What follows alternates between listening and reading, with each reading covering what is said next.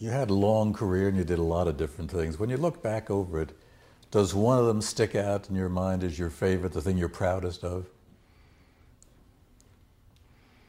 Well, two experiences that seem to me parallel that I've enjoyed tremendously and like to remember. And in fact, I've been asked to remember them on television programs in Germany recently. One was the end of the war. The last act of World War II in Europe was Field Marshal Keitel being brought into a ruin outside Berlin and required to surrender to Marshal Zhukov and to a delegation of Americans and British who were there present too. I think that was a great moment of fulfillment to me, whose life was dedicated for several years to anti-Nazism, to see this #1 soldier brought down. That and the passage of the Civil Rights Bill. I had the same feeling there. This has been a long way, but we finally got there. Those two, the civil rights legislation in Congress and the signature of surrender to Marshal Zhukov. Do you know what turned you away from the usual Southern white man's attitude toward civil rights? No, I don't. I never could stand. When I'd come home from school on the streetcar, some whites would sit at the windows and they'd pass Negro neighborhoods, they would spit on them. And the car would go past so the Negro could do nothing about it. It's disgusting. And I don't know why, but I just couldn't stand it. Good enough. Do you have any particular regrets, something you missed or goofed or whatever? Yeah, I hate being wrong about Vietnam, for example. But I suppose there are small details you can wish were different, but I really have enjoyed it. It's been a very fulfilling life. I think really the best thing I did is not directly related to the profession. It is getting the marriage thing right the first time. 55 years of marriage, and it's been a most successful marriage. I'm sensitive to that because I'm dealing right now with some boomers who are having divorce problems, wrecking their lives and ruining their children's lives. It's just so terrible. It makes one so grateful that I think, like you, got it right the first time, and it's never been any problem. It's love that's wonderful. Sometime we'll have to have a discussion about what has changed American society, but not today. No. Today, let me ask you what the change in broadcast, especially in TV news, has made. You talked about 36 hours between when you filmed something. Film, remember, not tape, and it had to be flown back, and it had to be developed, and it had to be cut. Now, you see it at home as it happens anywhere in the world. How do you think that has made a major change in the nature of TV news, or just incremental change? I thought about that, and I don't know the answer to it. One change has been that it's devalued words. We had to use words much more cleverly back in the time when we told news whose film might not be up to date. But now you can tell the whole picture, the whole story with the words. I say that, yet I'm thoroughly aware that the most successful news-type program on television is 60 Minutes, and 60 Minutes is nothing but talking heads. That's all it is. There's no action. There are people talking, and it charms the audiences. So I don't speak with conviction when I say words have been devalued. Well, words or picture, what has this new technological development, television, instant television, portable television, so what has it done, do you think, to offices like the presidency? I don't know whether television is responsible. I think what is responsible is, in a very short time, we had our first lost war. Great cost and very great disgust in the nation. And our first president resigned in disgrace. I think those two things soured the view of the presidents very greatly. I think that might have happened no matter what was there, though. I think. What about the impact of having it shoved in our face over and over again that the government lies to us? In Vietnam, in the White House, in Watergate. You think that's weakened the fact? You know, my idol, Franklin D. Roosevelt, was not innocent of that himself. I rather smirked at it and wished it happened more often back in those days when Hitler and the Japanese were ruling the world and nobody was stalking them, and he realized the danger. I guess I'm not as morally sensitive as other people are, but I understand that a lot of politicians have to tell fibs from time to time to get along. When you look back at it all, and I think you've already made the answer clear, but I'll ask you anyhow, what's the story of the century, the great event of this century? Well, it depends on what you consider to be an event. I think World War II is the biggest thing that's happened. It's the most costly war ever fought.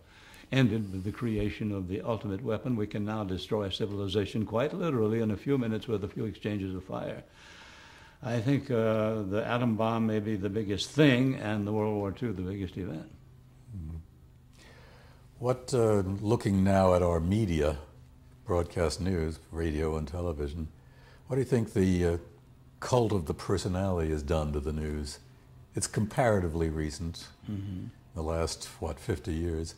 What do you think, what kind of an impact has it had on news dissemination? That's another question I don't know the answer to. I don't think it's had much influence. I think it's natural. Someone you see frequently and in whom you're required to have trust, and you do have trust, attains a certain gloss that others don't have. I don't think that's necessarily bad. Doesn't it make it easier for a celebrity to cover a story? Everybody knows him, has an opinion about him or her. I don't know. Celebrities have not always done well in covering stories. You've got to be a good news person. Well, I meant celebrities like Howard K. Smith. Yeah, I can't judge Howard Smith. I live in his skin, and he's far too close to me. I don't know. No, but did the fact that you were known and your views were known make it easier or harder for you to report? I think it makes it easier for you to report. As I think I may have mentioned in this town, if you call up a government official, somebody at the Federal Reserve Board or a senator, you don't have to introduce yourself. He says, yes, when can we meet? It's much easier. You get called back. Yeah, answer your call. Yes. There's been a lot of talk about the honesty and integrity of the news. And it shows up, the news people show up pretty low in the polls, just above garbage men, or just below garbage men. What do you think about the integrity of the news? Well, again, I guess I'm morally insensitive, but the occasion happened recently that ABC, to discover the sins being committed by Food Lion, lied to Food Lion and said, we want jobs, we're honest job seekers. They didn't say they were television news producers, and produced a program about Food Lion. And ABC was criticized, required to pay something like $4 million or something like that. I'm on ABC's side. I think subterfuge is essential. I don't know how you can... Sinclair could not have written the book The Jungle, a marvelous book, had he not applied subterfuge. I think you have to do it. When people are doing something wrong, you're not going to ask them, will you tell us what you're doing wrong? They won't tell you. You've got to find a way to get around and get to them when they're not watching. That particular end justifies the means. In that particular case, it does. There's no other way you can get it. Well, along those lines, some have suggested there'd be a kind of a Hippocratic oath for news people. You think that's a feasible idea? No, I don't. No, I don't. The question is, who would enforce it? Yeah. You could have a press council like the one they have in Britain, which is the pressmen themselves call something shocking and outrageous. And then you tend to listen to it, but it hasn't been very effective in Britain either. No, I'm not for that. You got any ideas on where television is going in the next 50 years or so? Television news, I mean. Yeah. No, I'm not. I'm completely confused by the internet, and that may be our future. It may be entirely different. No. You know, the age of television hasn't been that bad. I think television's criticized, but during and since World War II, so many things have happened. When the Civil World War II began, there were 12 democracies in the world. That's all. And they were mostly on the shores of the North Atlantic Ocean. Today, Freedom House reports, and its requirements are stiff, 117 democracies. All of South America are democracies. All of Europe, except possibly for the old Yugoslavia, are democracies. This is tremendous. And I think in part television helped bring that about, and in part it was television about America. I think that for all our criticism of ourselves, we have been a good influence, and television has enabled that influence to go abroad. Okay. Howard K. Smith died the other day, and somebody has to write an epitaph for him. How would you like to be remembered? What could one say? I sure would hate to have that job. It's not likely that you would, but No, it isn't. Well, he tried hard, and he enjoyed trying. Uninspired. okay. And that should be a better epitaph. All right, let me ask you, give me a couple of words about a long list of names, a couple of words apiece to a name. Sig Mickelson, for example. I think he was underappreciated. Good man, very good. Did well for television news? Very much. Leonard Goldston, head of ABC.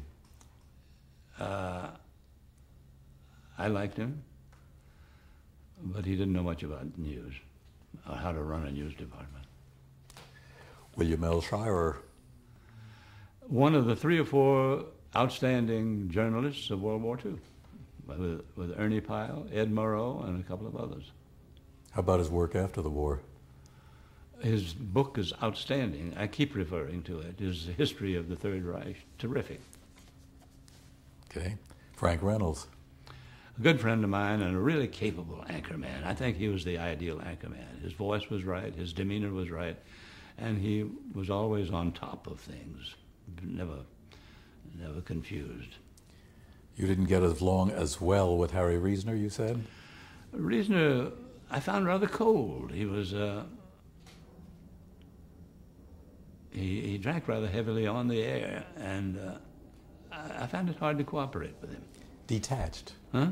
I found him detached. Yeah, he's really that way, and not the warm. He has a wonderful face. When he smiles, it crinkles in the right places, but he's not that warm. He's not a warm person. He's all right. He's better than I am, but I must say, I did not enjoy working with him. Barbara Walters. I don't know her well enough. I think her voice is too high, but she certainly does a great job of making people say things they wish they hadn't said. Walter Cronkite. Well, he's an outstanding newsman.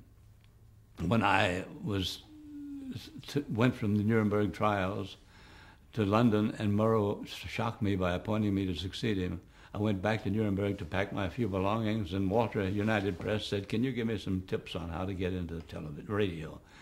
I said, I sleepwalked into it myself. I don't know how. I missed my chance because he went into it shortly after, and he didn't look back. He's gone right ahead and done well.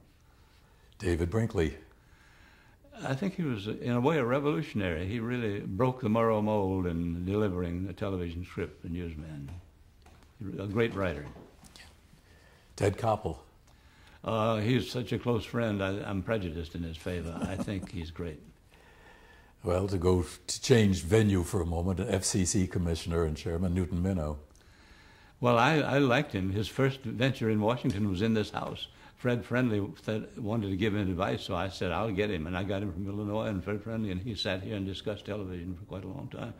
I thought he was a very good influence. You've mentioned him at least once before, but what about Winston Churchill? Well, probably really, we owe him so much. That 1 year that he held on to Britain saved the Western civilization. I think he's a great, great man, and a great, great user of language. Any comment about Lady Astor? Well, that crowd. She's a bit of a pain in the butt, but she was all right. She's just seeking attention, an attention getter. Oh. Did you have enough contact with Albert Einstein to form an opinion? No, I didn't. I just met him once. I was to meet him again. He died, so I didn't meet him a second time, but I certainly enjoyed that meeting. He was lots of fun to talk to. He read from me from a book I wrote where I described the Swiss. I said the Swiss can be noisy in church, but in a bank they speak in respectful whispers. He roared at that. He thought that was the funniest thing he'd heard. Richard Nixon. He and I became pretty good friends. We got along very well together. I got some scoops out of him. I don't know why he decided, but he decided that he was going to be friendly to me. He would phone me after some broadcasts and comment on what I'd said, disapprovingly often. He, in the Watergate thing, at one point I did a broadcast saying he should resign. he's really using up the nation's time, and the nation's not paying any attention to inflation and other things it must do. He's got to reconsider the interests of the nation. I thought he'd never speak to me again, but in working on this program for public television, which we mentioned earlier, I decided I'd take a shot at it. I phoned him in San Clemente, and he agreed to an interview. So I went there and interviewed him. He was very friendly. Then he moved from San Clemente to Manhattan, and one night he invited me to come to dinner. And I went to New York to his apartment and had dinner with him. So we were on pretty good terms. When my son was injured in Vietnam, he sent a very nice letter. And he wasn't a bad president in many ways. He just had this meanness about him which came out, and paranoia took over. Lyndon Johnson. Sympathy. I really feel sorry for that man. I think he had the potential of being a very successful president, but Vietnam was a morass. And some of his impromptu comments that are now recorded, he says that himself. John F. Kennedy. Very attractive, wonderful in style, but not much substance. More style. Who? More style than substance. More style than substance, yes. It took Johnson to come along and take his words and put them into reality. Yeah. Is it fair to ask you about your friend Robert Kennedy? Yeah, I rather liked Robert Kennedy more than John Kennedy. I thought there was a little more substance there to him. I resent the way he's been used to denigrate others since then, but he was a hardworking and I think a good influence, could have been a good influence. Honest? Who? Was he honest? As a politician gets, yes. Ronald Reagan. Well, I must say he won my heart. I disagree with everything he said and did, but he really reintroduced the market system to economics, which was essential. And he was such a pleasant man, you always wanted to listen to him. When he had a press conference, he had suggested he make a speech to the nation. The network said, "We can't give you that time. It's not important." And when he did his next press conference, he walked up to the podium and said, "It's great to be back on prime time again." Jimmy Carter? The best ex-president we've had. But not Gerald Ford, another ex-president. Yeah, he was very good, but he was not a Lincoln, as he said himself. He was a Ford. He came just at the right time and provided just the right atmosphere until he gave a pardon to Richard Nixon. That wrecked him. He never recovered his stride after that. But I was fascinated by Olympic sports and tried to get into the Olympics myself once. And he appointed me to be the sub-chairman of a commission on the Olympics, which I appreciated very much. So I am thankful to him. John Charles Daly. I didn't know him very well, but he was certainly very good at what he did in my profession and yours. Fred Friendly has to be asked about. I think that Fred Friendly had a touch of genius about him. He could be offensive, but he was also very good, very good. Don Hewitt? I think Don Hewitt is another genius. I think Don has been in the beginning of almost everything worthwhile that's been done in news. In the Daily News Roundup, he was a producer of the Douglas Edwards News program, 60 Minutes, and he did lots of documentaries, which he was outstanding at doing. And he was the producer, too, of the Kennedy-Nixon debates that I moderated. I think he's great. Joe Urshba. Joe Urshba is lovable. You've got to love him. Was he good at what he did? Very good at what he did. Blair Clark. Blair, well, I like him very much indeed. I think he got a little out of his depth in his appointments. I think you'll know what I'm talking about, and I think that he hurt himself. He wrecked himself. What's come to be known in history of news, broadcast news, as Murrow's Boys, including Howard K. Smith. What kind of a group? Or were they a group? They weren't a group. Yeah, they were all individuals. They rarely had anything to do with one another. I knew Collingwood from Oxford, and so we got along, but we didn't mix with one another very much. And I think we were all deeply influenced by Murrow. So I think it was a good number of people, but it wasn't much of a team. If Murrow hadn't been there, we wouldn't have been there. Well, what shall we say about Ed Murrow? Well, I've said he's the most impressive figure I've met, and I've met a lot of important people. I just delight. Anytime you watch a Murrow program, you know something's going to happen. You know it's going to be interesting. He's got something to say. When he introduced the movie Around the World in 80 Days, you knew it was going to be good. He was really professional. Eric Sevareid. He had more complaints than anybody ever met. The most offensive thing you could say to him was, "Eric, I think you look terrific." He also had a lot of angst about the world. He sure did. Larry LeSueur. Larry LeSueur was a very likable man. I liked him. Bill Costello, my predecessor almost everywhere in Asia. Yeah, right. Well, he was just a likable man again. Very knowledgeable, I thought. Yes, very. Incidentally, Lyndon Johnson thought the world of him. I don't know why. Made him an ambassador. Made him an ambassador, yes. The controversy now, Winston Burdett. One of the strangest men I've met. I'm sure he's brilliant, and he has a magnificent voice. He's good for television, but strange. He was almost spiritual. If you stopped talking to him, he drifted off into space. If you talked to him, it took him time to get back to you again before well, there's some stories about him I can't tell, but I'll tell. He had the sole of his shoe came loose and it flopped, and he was always walking around my office in London with a limp.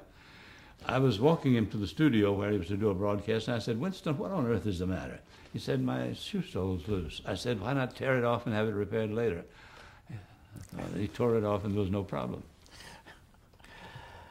Were you upset by his performance before the House committee? I thought he shouldn't have done what he did. I thought he shouldn't have linked people to this monstrosity, who it turned out did not have a link there. David Schoenbrunn. He was one of the most capable journalists I've ever met. He was really outstanding in Paris. He owned Paris. I don't think it worked when he came back here. Bill Downs. He was. He and I didn't get along, and not necessarily his fault, but he was. Well, I'm not going to find the word I'm hunting for, but he was always angry. And he was ready to blow up. In fact, blowing up was his normal means of expression. I couldn't take it. Did you work at all with Cecil Brown? Who? Cecil Brown? No, I didn't. I met him once, but I didn't know him. Collingwood, you've already mentioned. Do you want to characterize him? The Duke? Yeah, the Duke is good. He used to carry a handkerchief in his cuff and occasionally dab his nose. He was an 18th century dandy in modern dress. And as a newsman? Very good. No ambition, though. He wouldn't put himself out to do anything. Harry Flannery. His name comes up from time to time in the history books, and nobody remembers him. Harry Flannery was the local anchorman at a radio broadcast in St. Louis, I think. And Paul White liked his voice, so sent him to replace Harry. But he was at sea. He didn't speak German, and the Germans used him, and he didn't want to be used. He's a very good man. He became the PR man for the AFL-CIO. And they simply had to replace him, and by accident, I was the one who was chosen. Have you any idea how long he served us, CBS? There, he was a little over a year, I guess. Okay, Tom Grandin? I don't know him. Okay. Dick Hodlett? He was one of the very fine reporters, but a difficult man to get along with for me because of my temperament. Did you work at all with Mary Marvin Breckinridge? No. Okay. Robert Kintner? I don't know her. When he was ABC president, you didn't have any? No. Okay. William Paley? Paley and I were great friends. I was never in his stratospheric class, but whenever I met him, he was always friendly and kind, very kind. So it was a heartbreak to me when he invited me to his office and told me that I'd have to leave. He never got over that. When Murrow died, I was an usher at the funeral ceremony, and I was showing people to pews where they were to sit, and he walked in with his wife, Babe. And he saw me, and he brushed past me, tried to knock me on the shoulder by leaving me, and he would choose his own pew. He was furious. His wife said, "I'm very sorry, Howard, but you don't know how much you hurt him." I didn't tell her, "You don't know how much he hurt me," but I said, "Thank you very much for that." How about Frank Stanton? Very good friend. I like him. Was he a good boss of CBS? Yes, for me. With a special attention to the news division? Well, I don't know whether it was special or not, but I had plenty of attention from him. Okay. You want to characterize Paul White? I think Paul White was one of the great men of the... it's too bad he liked the liquor so much, but he came to visit me in London after he had left CBS. I liked him very much. I'm sorry he had to leave. Do you agree with those who say he invented broadcast news? I think he did. He was certainly there and invented the World News Tonight format, which all the others copied, and which I thought was one of the greatest inventions since movable type. Of Weston, you've mentioned him, characterized. Very talented, a little ruthless, but very talented. He really gave ABC a big boost. He began the process of ABC catching up and passing the other two networks. I mentioned Paul White. Were you ever on the far end of any of Paul White's practical jokes by cable? No. Were you familiar with the TING? No. Okay. You want to talk about Benny? My wife? Yes. Well, it was a love affair. I've written enough about it. Yes. And it certainly worked. It was, I met her and took her out for 4 days, and on the fourth day I proposed. So I can't say to young people today, be careful, because I wasn't careful, but it worked beautifully from the first moment on. When she finally got to me in Switzerland after a long delay, the Germans let her come through, it was as though we'd been married all our lives, immediately.